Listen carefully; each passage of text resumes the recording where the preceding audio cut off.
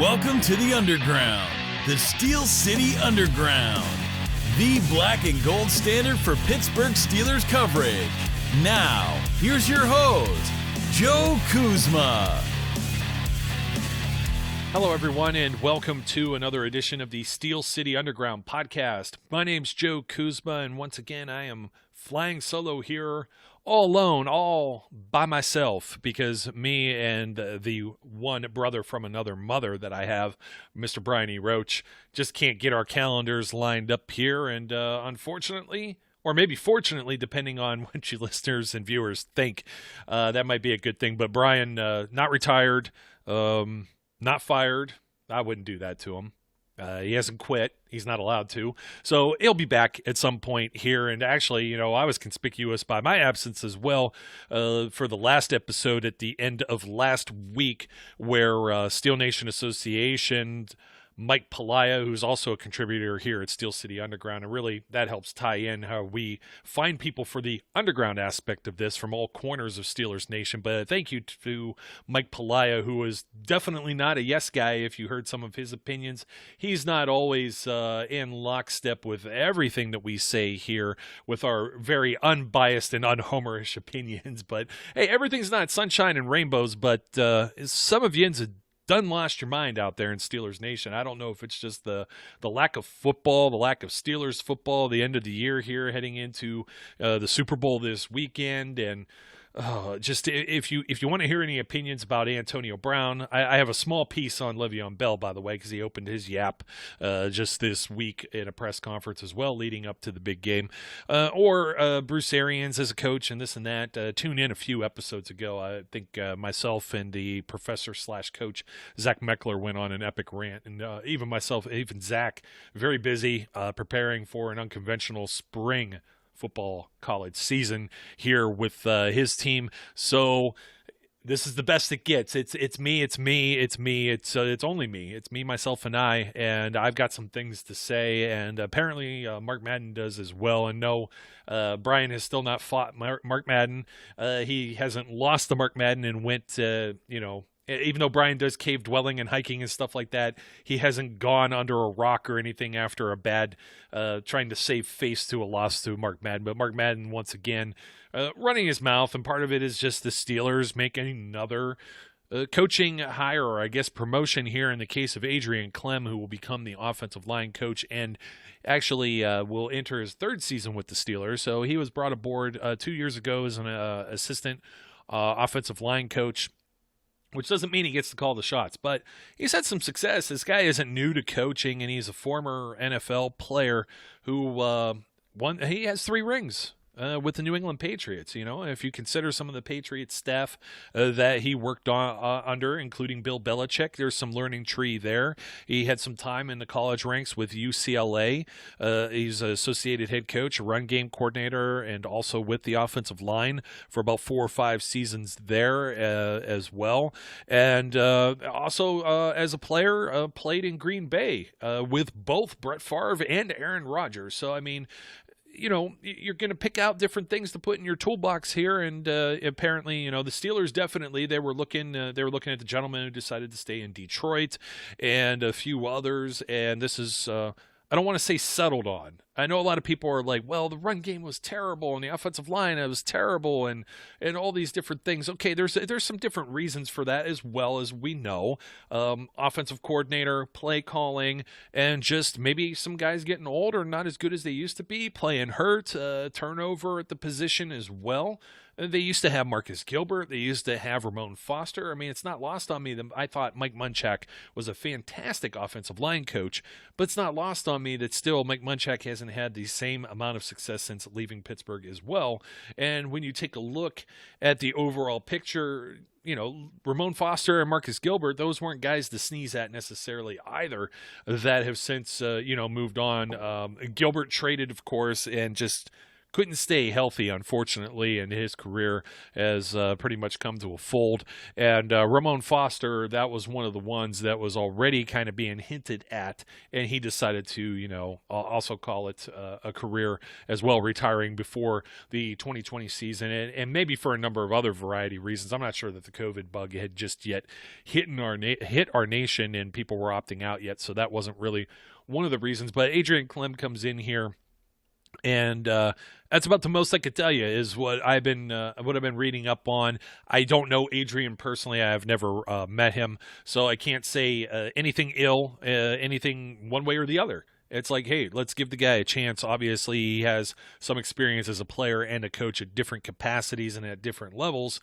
And also, one of these things that's really, really pretty big here, he was named the Conference USA Recruiter of the Year and the non-BCS National Recruiter of the Year when he was back in the college ranks as well. So, I mean, that's just talking about any just guy they plucked off the street to come and help with this coaching staff, which the big thing is Mark Madden says this is a money-saving move. I think Mark Madden is a money-saving mook. There's just some... Why? Because he thinks the Steelers are cheap. They're never going to get better unless they spend a lot of money on someone else's coaches. There aren't a whole lot of coaches out there. Somebody has to have a contract that's up. Like Mike Munchak, his contract was up. He fulfilled his obligations with the Pittsburgh Steelers and then moved to Denver to be closer to family. Okay, this wasn't an excuse. This was he called his shot, and there was a spot open, and John Elway said, "Come aboard." And you got to have those type of things happen. It's like people got upset when Hines Ward didn't become the wide receivers coach. Hines Ward was with the New York Jets. He's under a contract and an obligation to a different organization. You just can't go start talking to these people without permission. There is tampering. Duh. You can't have that kind of thing happen. So, and by the way, nobody ever gives credit for going outside the organization and getting Ike Hilliard and the job he did with all those wide receivers this year. I'm not going to take my hat off because it gets quite ugly. I don't have hair, but hats off to Ike Hilliard and the job he did. Eddie Faulkner, coming from college ranks. Obviously, we know what was it, NC State with Jalen Samuels and how successful they were, and he's a rising star as well. You got a few guys here that really are some rising stars, so maybe you got more with Alfredo Roberts or Adrian Clem. You go give these guys a chance. If it doesn't work, the Steelers, they'll move on. They've shown that they can do that. They may still add some more bodies here, but saying that they're being cheap and have the lowest or one of the lowest paid coaching staffs in the entire NFL, they have like a dozen guys. They don't have an army of people. There's 55 players on an active roster, right? Or 53, I'm sorry. You have the extra 2 for the game days, duh. And then there's some the expanded practice squads and whatnot. But you get my drift. You got about 50 men standing on the sideline. You add another 30. What was it, like, I don't know, the Seahawks or somebody? They have like a whole army. Like, it's almost like, how many teachers to a classroom type deal. Maybe too many cooks in the kitchen in some aspects. You can't say that necessarily having a larger coaching staff means that any team is any better than any one. So naturally, some of these guys might get paid double of what their counterpart might be on a much larger staff. Maybe if you put that the budget was the same thing, there's no salary cap on this thing. You want to be like a terrible team like the Jacksonville Jaguars and lure Urban Meyer away from the desk there for the college, not college game day or whatever the heck he's on, the Fox one or whatever. But, $12 million or whatever the heck he's being paid, it's okay. $100 million for 10 years for John Gruden to come out of the booth too.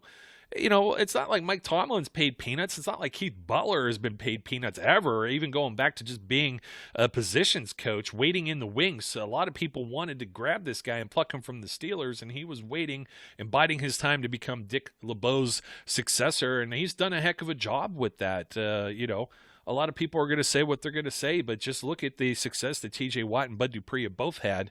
after, you bring back some former players. Hey, bring these players in. Everybody talks about Ben being an offensive coordinator. We don't know that's going to work. Joey Porter and Carnell Lake didn't work out as positions coaches. They just weren't the right fit over that period of time. Keith Butler goes back to coaching outside linebackers as, doing double duty as a defensive coordinator. And you see what Bud and TJ did the last 2 seasons, as well as the Steelers, like leading the league in sacks the last 4 years in a row. They have a streak going that no other team has done in NFL history. Give the guy some credit, will you? So that's the most I could say right now. It has nothing to do with being cheap or being the lowest paid staff. And as far as, Sean Sarrett not being able to maybe live up to Mike Munchak's, success, some of that was a younger Alejandro Villanueva. He's gotten his start late. He's a late bloomer. He was an Army Ranger. He didn't just come out of college and go right into the NFL. And there's some regression there. I still think David DeCastro, he's getting there. He's north of 30 now. I still think he was playing hurt. That happens. You got guys that'll play hurt and are going to gut it out. And a hurt David DeCastro in some cases may still be better than than the alternative maybe. However, a hurt David DeCastro isn't as good as a healthy David DeCastro. And you could say the same maybe with Marquise Pouncey. I'm not necessarily digging a grave and putting these guys 6 feet under and putting dirt over top of them just yet. I like what's happened with Kevin Dotson, Chuks Okorafor. We'll see if Zach Banner's back in the fold in a year. We obviously know the offensive line needs some work. We obviously know some of the coaching had to have staff on the offensive side had to have some shakeups.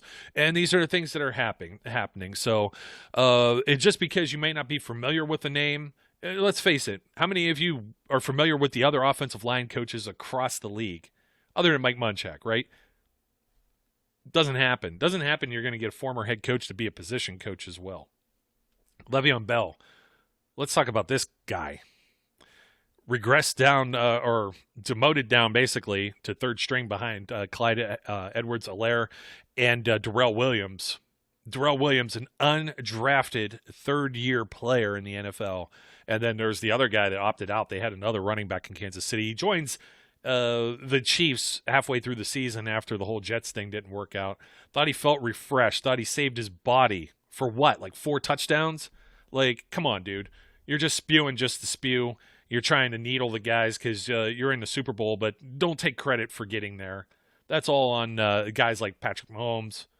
That's all on guys like Travis Kelce. That's on Andy Reid. That's on Frank Clark. That's on Tyreek Hill.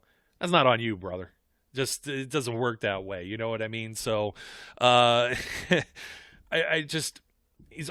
guys always got to open their mouth and say some stuff. And I know it rattled some people. And I'm just not going to say much more about it. But taking that year off, okay. I'm gonna go back a little bit. I do think Le'Veon Bell at the time that he left Pittsburgh, he wants his money. I think he was asking for more. He was biting off more than he could chew. But good for him. He got paid. He got what he wanted, I guess. Maybe not as much as Pittsburgh offered. And Pittsburgh also walked away from someone who regressed and probably would not have lived up to the contract that they had offered him. So it actually worked out for, I guess, both parties. And now he might get a ring. It might still be a participation ring. So, within this whole thing, he's still going to be able to maybe say he was a Super Bowl champion and how much credit that he gives and whatever. I don't need to throw too much shade in his direction, but I think I've thrown just enough that is necessary or required to illustrate the point that, why are you saying these things, dude? You feel really happy about like laying back and screwing over the team. It's the way you did it. I have less animosity towards Le'Veon Bell then we all kind of said this was probably what's going to happen. You're going to go to a bad team and not perform to the same level, but you'll have a fat wallet, and that's kind of what happened. And again, good for you. Hopefully you're set for life, multimillionaire. I can't knock it necessarily, but it was the way that you kept thinking the guy was going to maybe come back. He makes these little social media posts, or Bell on a jet ski or whatever else, and not to mention getting hurt and the team sticking by you through all these injuries and stuff, and you rehab and get yourself back. I know you want to. These players want to have some insurance. They don't want to. This is going to be the Bud Dupree thing, by the way, coming up, and he got hurt and it was a serious injury, and his career could be over in that 1 year franchise tag. Well, a big lofty number. you're going to go and get something that's a little more security, that big maybe guaranteed deal with a lot of bucks put into signing bonuses or whatever else, and several-year deal. That's what a lot of that's the, what do you want to say, the holy grail in the NFL. This doesn't work for every single player, but when you hit a certain star status, Dupree has, he gets after the quarterback. This league is all about quarterbacks and those who get after them. Same thing with TJ Watt. These guys are going to back up the Brinks trucks. I don't know. The running backs, it's a little harder to justify that money. That's a whole different episode that I'm going to get after. But it was more or less Le'Veon Bell just stringing every run along up to the very last minute that he could have returned and reported for the team, and then just didn't show up. And he strung everyone along up to week one, the year before. This was after some suspensions and some things that happened off the field too that were tolerated within the organization and supported by the fans that forgave him. So some of us still feel a little bit burnt by all of that. Now, aside from that, and we're talking about big deals and big contracts and things of that nature, Jared Goff and Matt Stafford involved in a huge mega trade between the Rams and the Lions. And I got to bring this up just because we were talking about if Matt Stafford would have been a fit for the Pittsburgh Steelers. And I still believe, yes, he would have. 3, 4, 5, 6 years, whatever you think Matty Stafford could still have left in this league. And his contract compared to anybody else, and it was much more affordable. This trade, a lot of people are talking about Deshaun Watson. I'll bring his name up a little bit too. It was more or less the Rams with Jared Goff's obscene contract. And there's some of these contracts are, keeping up with the Joneses, as my mom used to say. Every guy's got to one-up the next guy, and quarterbacks get paid more than anybody else, and that's because you got to have one in order to win, and everybody realizes that. Draft this guy, trade for this guy, understandable. But for the Lions to have taken on the burden that is Jared Goff's contract, that's why there's oodles of picks. What is it, 2 1s, a second rounder and a fifth rounder or something, and a player all involved in this. And when you go back to it, you look at what the Rams did in order to move up to get Jared Goff, and then what they did moving around and moving pieces in order to get guys under the fold, like Brandon Cooks, who was there, like a year, and then, of course, Jalen Ramsey. I don't know how you build a team around this. I really don't. Now, I'd be excited to see what Matt Stafford can do with some of the guys like a Cooper Kupp or Robert Woods and some of those guys. So, I'm not going to necessarily write off the Rams' move here. They got from under that contract before. Maybe that got a little sour there, too, and we'll see if the Lions, this is a big albatross to them, too, but they got a bunch of picks to maybe shore up and build around that team, and they're looking to build around Jared Goff as well, but pretty much after the next season, there's some money that could come off the books there if it doesn't work out as well up in the Motor City. So I think a lot of that has to do more with Jared Goff's contract, although the Houston Texans are asking for quite a bit for Deshaun Watson. Yins are all crazy, but I'm going to talk about the other guy with a crazy contract first that everybody thinks is just going to be dumped on his keister, and that's Carson Wentz with the Philadelphia Eagles. New coach there now, Doug Peterson's out. They're thinking the guy that just won them the Super Bowl like 3 years ago or whatever, no longer the savior of the city of brotherly love. They don't love anybody.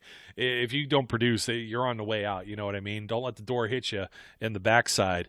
And they're bringing in promoting from within, once again, right? Quarterbacks coach without any coordinator experience as well, I believe.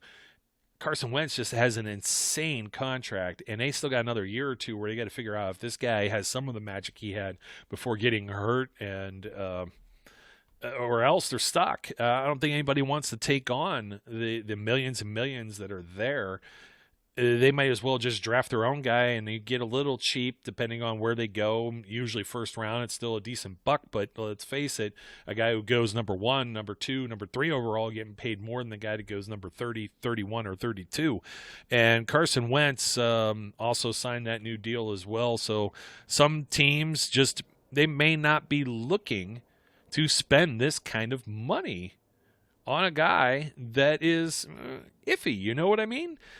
So I don't want to do it as the Steelers. A lot of people are already complaining about Big Ben's contract, and I heard he said he's willing to play ball. Art Rooney II said we can't enter this season with Ben's contract being what it is, and we're going to find that out within the next month because that roster bonus is due right around the beginning of the league year. What is that, the second something of March or whatever? I got to look it up again. But, we know Ben's cap hit $41 million. That's not his dead cap. It's also not his savings. Savings is around $19 million if he doesn't play. Steelers still taking a hit. That's not unusual. It's happened with guys like Troy Polamalu. Yeah, I understand. Some people are saying Troy was kind of forced out the door. Troy couldn't stay healthy. Troy had hamstring problems. I think he may have had some concussion issues, if I recall correctly, too. But remember, he wasn't on the field as much, and he wasn't the same Troy towards the end. And I know he still had a year left. And I think a lot of times teams, they do these deals knowing, Heath Miller was still being paid an extra season beyond while he was with the Steelers. He retired. I think Troy just felt Troy had more left in the tank, and the organization had to do something different and kind of forced his hand into retirement. And there's definitely animosity there, and I get it. I can see both sides. I don't have to take a side either way. I see them both. If I'm Troy, I'm hurt. Giving everything to the organization. The organization is, we got to move on. You can't hold us hostage or handcuff us with this as well. And there were some guys, Brett Kiesel moved on, and then they brought him back into the end of training camp, and he played an extra year or so. And Hines Ward pretty much was down to being wide receiver 4 or 5 on the roster before he was gone. Was it 2012, his last season, 2013, when they moved on. They had Sanders, they had AB, they still have Mike Wallace, who was sitting out that offseason or training camp as well with, contract disputes and wanting the big deal that ended up going to AB. So these kind of things, we're in uncharted waters. This is a franchise quarterback here, and I don't know what to do. That's a whole other episode that we're going to have to talk about because the future being whatever it might be. You got 3 guys at the moment. We expect Ben to maybe be extended. Extension, restructure, semantics there, but there is a little bit of difference. You can't really restructure Ben. He's got nothing left to restructure into, right? But an extension, what are they going to do? They might tack on 2 more years here. Does it mean he plays all 3 of the years then that would be on his contract? Probably not. They're just going to try and stretch out that dollar, make that pocket change work a little bit longer and make it more palatable for their salary cap so they could do some other things and bring some other people. And this isn't lost on Roethlisberger either. Ben is a gamer. I guarantee you nobody is hurt more maybe than Ben Roethlisberger with the way the season started as opposed to the way it fell off and ended. Nobody's happy, either as fans. Especially, you don't want to lose to the Browns, Bengals, or Ravens.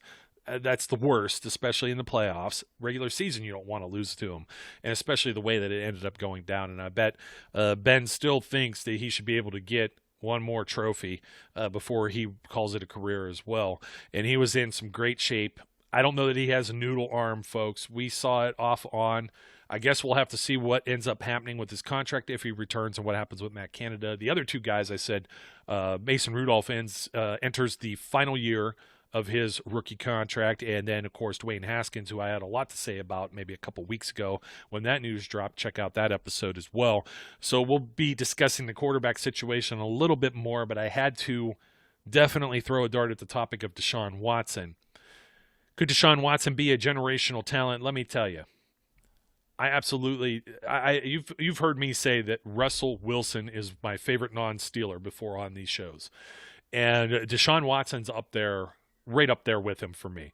He is nothing but a class act. He is a gamer, like I said with Ben. He's mobile. That's something that's highly sought after. I don't think these guys stay mobile for the whole time. I mean, some of these quarterbacks are playing like 15, 16 years, a lot of them, even backups, right?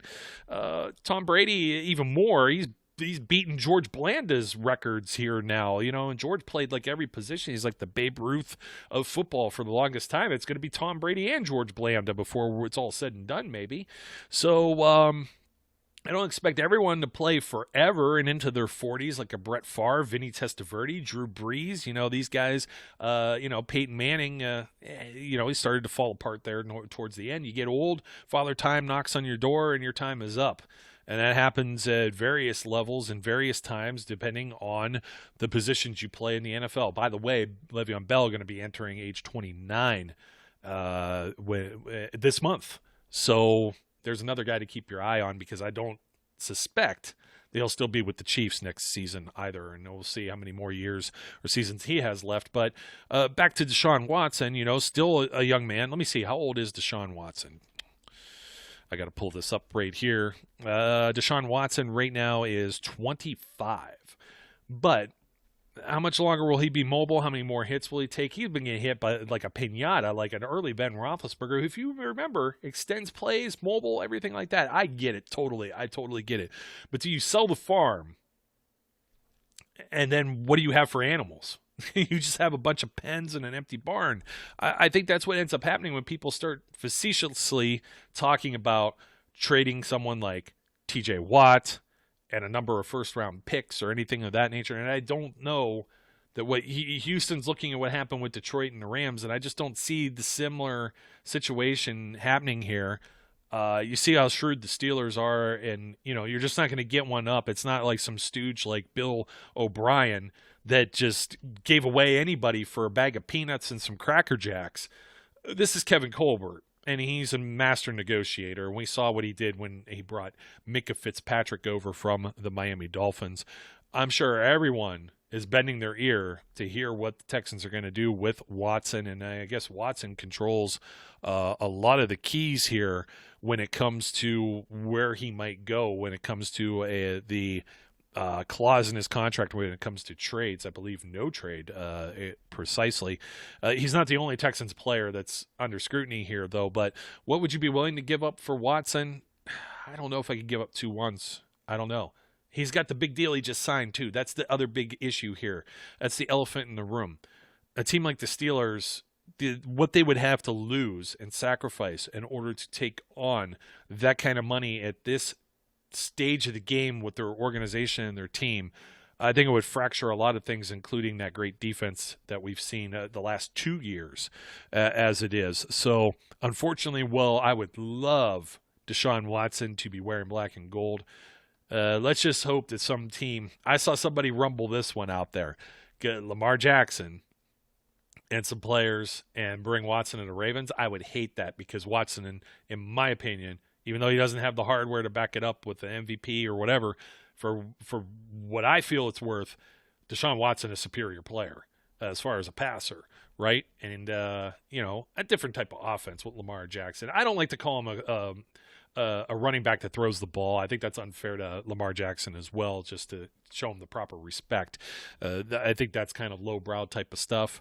But, I wouldn't want to see Watson swapped in there. You already got enough problems with these Heisman guys. You got Burrow and you got Mayfield, and now you got Jackson. I don't want to see Watson replace any of those guys. Let's stick with where it is, because the Heisman guys don't always pan out to their full potential, and you could maybe even say the same thing with Watson. But, man, he's had a rough go in Houston, and I do think whoever ends up with him, he will be the find, much like Drew Brees when he left the Chargers and continued on with the Saints. I think he'll have a similar trajectory wherever he ends up going. I just don't feel I can't say he's not a fit for the Steelers. That would absolutely be a lie.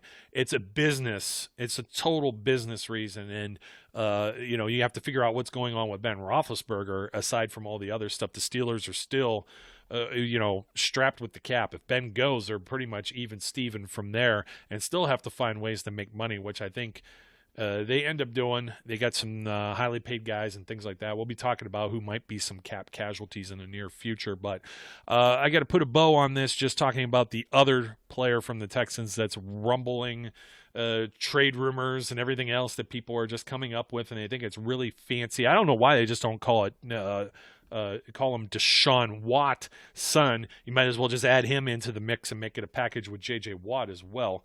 Let me get some water here because I got a lot to say about this one.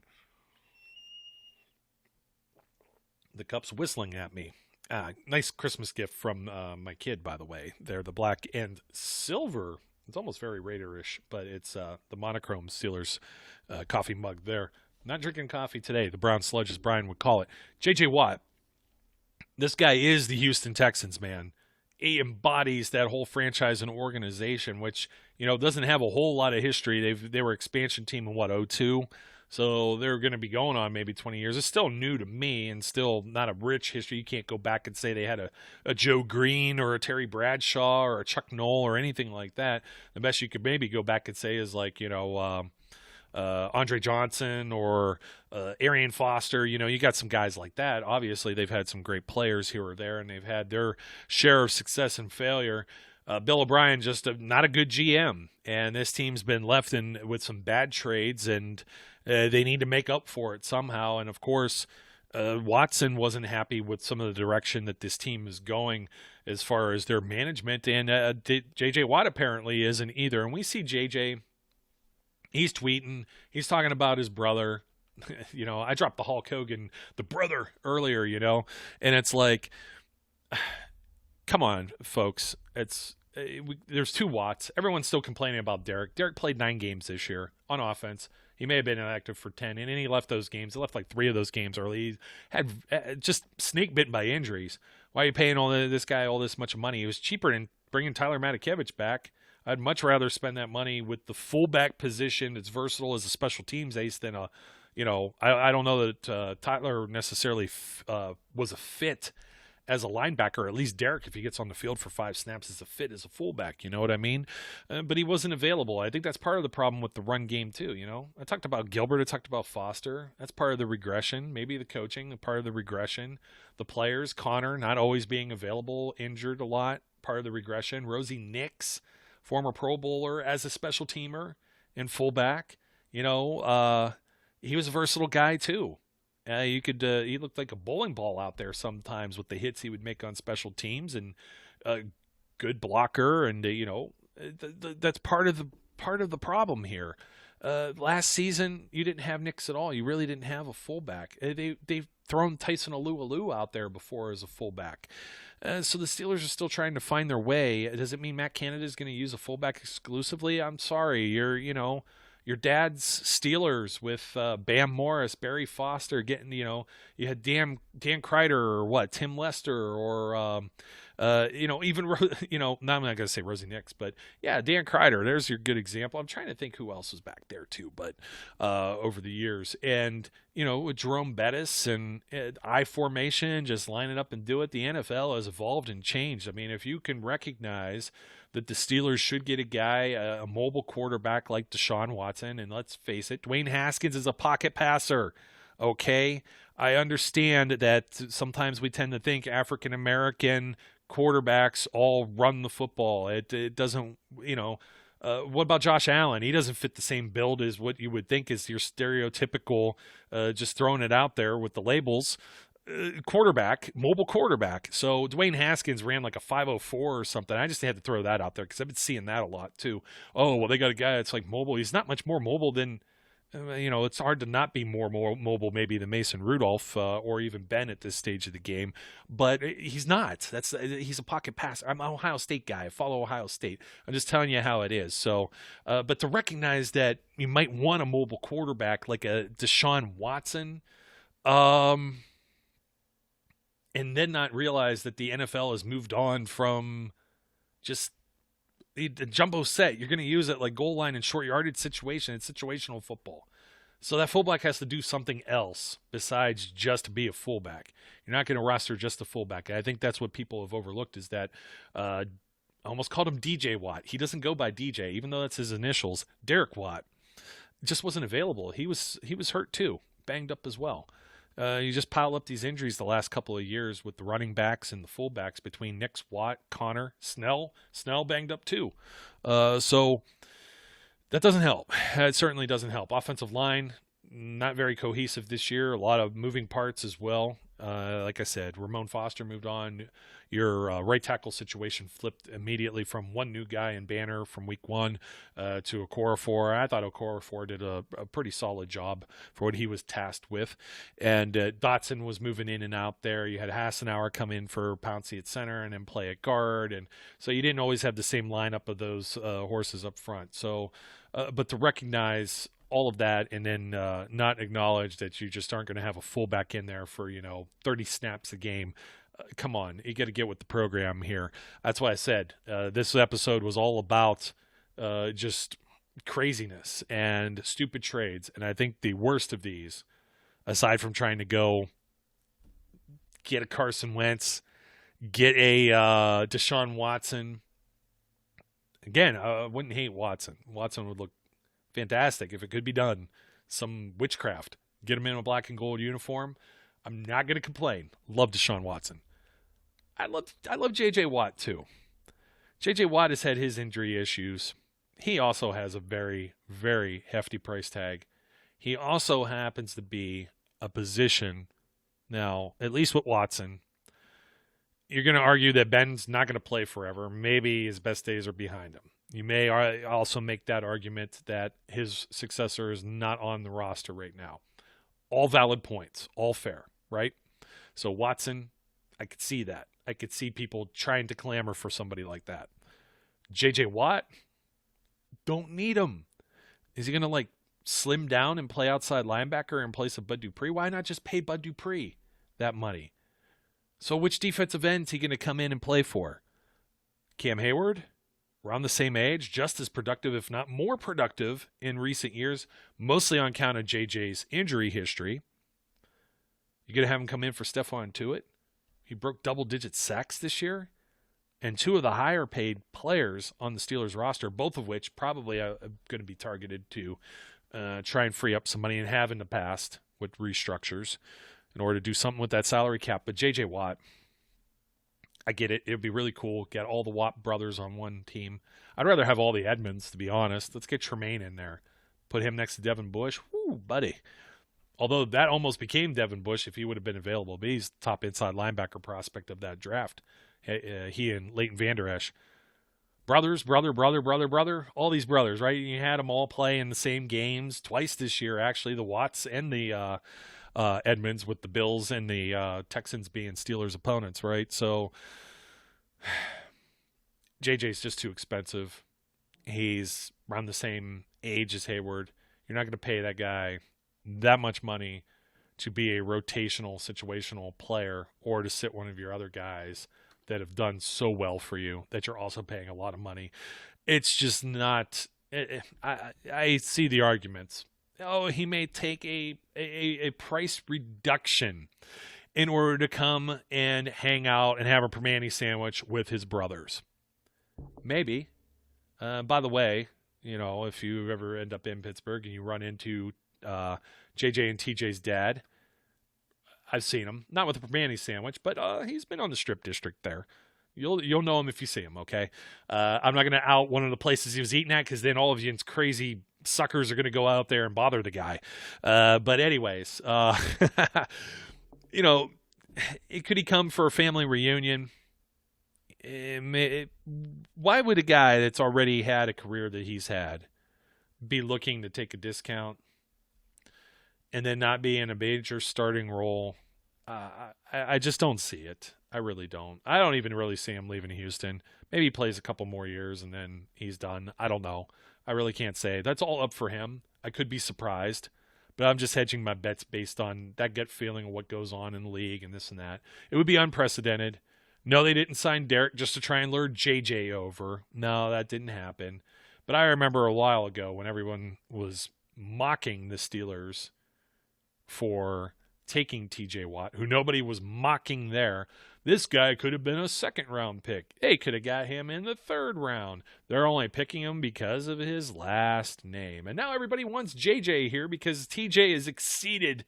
JJ handed the baton over to TJ, and now we see what TJ's doing. So I just think it's a little bit of nonsense.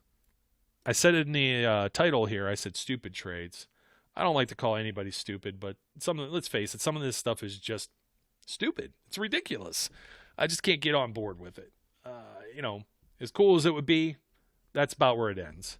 There's just too many other factors at play to try and slide one of these other guys in there. I didn't think Stafford was going to happen. It didn't. I don't want Carson Wentz to happen. I, again, love Deshaun Watson. It's just not realistic. JJ being here, completing the Watt trifecta, okay. That would be pretty darn cool. It's just not, it's a fantasy football thing. I just don't see it happening. So I hope you see where I'm coming from. And I'm sure this will happen too. Might as well get ahead of this. I don't think Le'Veon Bell would come back to the Steelers. We had this conversation about a year ago as to whether the Jets would cut him, his dead cap and stuff like that. And I made a comment earlier, and I meant to insert it here or there instead of at the end of the show here. But he'll be a free agent. There's no doubt in my mind. But I think, are his best days behind him? Maybe. Was that time off enough to keep him fresh? He hasn't had a whole lot of carries? Maybe. Could he still have success with the Steelers? Maybe. What kind of contract is he looking? Is he looking to get paid, or is he just kind of at the point of his career now that maybe he'll have a ring after Sunday and call it quits? I don't know. Maybe he'll feel comfortable with that. He seems to be very conscientious about how banged up his body might get. And football's a brutal game. Let's make no bones about it. There's young men that are retiring earlier and earlier than usual. They make their money and they get out instead of, having the neck that they can't turn around. It's real stiff or something like that, aching bones and things of that nature. Unless your name's Tom Brady, and then he doesn't get hit a whole lot anyway, so he hasn't really been feeling the pain like some other guys may have. Plus, let's face it, he's got the money to just invest in his body and do whatever with. And his position, maybe not as brutal, especially when the referees always throw the flags when they pull at his skirt. So, hiss. So, yeah, let's get ahead of that. I think just by Bell's comments that he made, I don't know if that was today, yesterday, or something earlier, this Super Bowl week with all of these press conferences and interviews, I would take that as he has no interest in being back with the Steelers. And if the Steelers were to do something like that, where are they going to find the money? I guess I'll pose this in the comments section. Given the way that Steelers, we talked about the run game, the offensive line, and the way it's gone as of the last couple of seasons, would you rather, because James Conner is going to be a free agent here, I'll pose the question, would you rather, my kid plays this game, would you rather have Le'Veon Bell come back or bring James Conner back, re-signing him? Interesting question. I already know what some of you, crazy, you're crazy. Najee Harris. Talking about Najee Harris, Alabama. Yeah, I got a lot to say about that. And I've got something queued up for SteelCityUnderground.com about it too. And then it'll be something that will be discussed here on the podcast. Bigger pressing needs than drafting a running back with that first round pick. But I'm not saying that they won't go running back. I'm just saying I think there's other areas you want to go to before just, I think they think this guy's going to drag people around like Jerome Bettis. Very well could be. Derrick Henry, this is still good offensive line, Tennessee, okay? So there's a lot of mitigating factors there. All good discussion points for a future episode. So make sure you tune in. Thank you for tuning in to this one, and you could be guaranteed to get notified if you subscribe to the show, like, comment, let me know, Bell or Connor. I'd forgive Bell. I just don't know that same patience, Marcus Allen style run thing with especially a new offensive coordinator. We're beyond Randy Fichtner now, who was at the beginning of that. I don't know that works the same way a few years later with different players, different guys playing those positions as well as different positional coaches too. So I'll just say that my would you rather would definitely be James Conner, although I think the third option is just going to be entirely to be determined. So I already pleaded with you with the like, comment, and subscribe. And folks, hopefully see you again soon here. Brian will be back with us as well. My name is Joe, and until next time, as always, we encourage everyone out there to be safe, be good, and we'll catch you later. We would like to thank you for listening and remind our listeners to follow us on social media and our website, www.steelcityunderground.com.